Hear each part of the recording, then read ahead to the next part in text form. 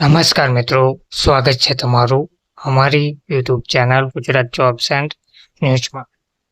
મિત્રો, આંગણવાડી કાર્યકર તેડાગર બહેનો માટે રાજ્ય સરકાર દ્વારા મોટી ભેટ આપવામાં આવી છે. આંગણવાડી કાર્યકર તેડાગર બહેનોને હવે ભથ્થામાં બમણો વધારો કરવામાં આવ્યો છે. તેમજ કાર્યકરોને સ્માર્ટફોન આપવાની પણ વાત કરવામાં આવી રહી છે. વિગતવાર માહિતી જોઈએ તો રાજ્ય સરકારે આંગણવાડી કાર્યકરો માટે મોટો નિર્ણય લીધો છે. આંગણવાડી વર્કર હેલ્પર યુનિયનના 4 સભ્યોના પ્રતિનિધિ મંડળની સામાજિક સુરક્ષા, મહિલા અને બાળ વિકાસ મંત્રી દ્વારા બેઠક યોજવામાં આવી હતી. આ બેઠકમાં 18 માંગણીઓની વિસ્તૃત ચર્ચા કરવામાં આવી હતી. બેઠકમાં સૌપ્રથમ તો માનદ વેતન બમણું કરવાની માંગ કરવામાં આવી હતી, જેના જવાબમાં મંત્રીએ જણાવ્યું હતું કે આ અંગેની ફાઇલ નાણાં મંત્રાલયને સોંપવામાં આવી છે. આ અંગેના સારા સમાચાર ટૂંક સમયમાં બહાર આવશે. તેમજ નવી શિક્ષણ નીતિ મુજબ આંગણવાડી કાર્યકરોને પૂર્વ પ્રાથમિક શિક્ષકોનો દરજ્જો આપવાની માંગ પણ કરવામાં આવી હતી.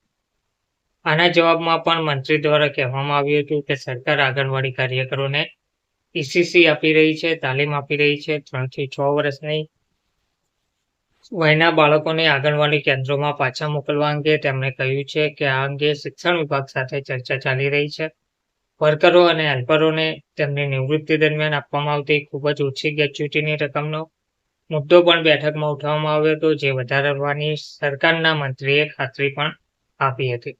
તેમણે કહ્યું છે કે સરકાર આંગણવાડી કેન્દ્રોમાં પાયાની સુવિધાઓ આપવા માટે સંપૂર્ણ પ્રતિબદ્ધ છે અને 350 જેટલા નવા કેન્દ્રોને અપગ્રેડ પણ કરવામાં આવશે તેવું પણ કહેવામાં આવ્યું છે.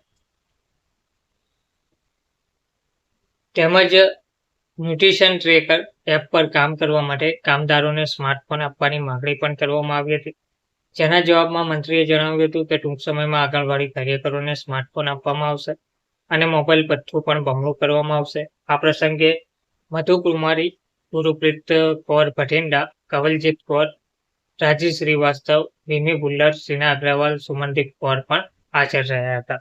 ધન્યવાદ.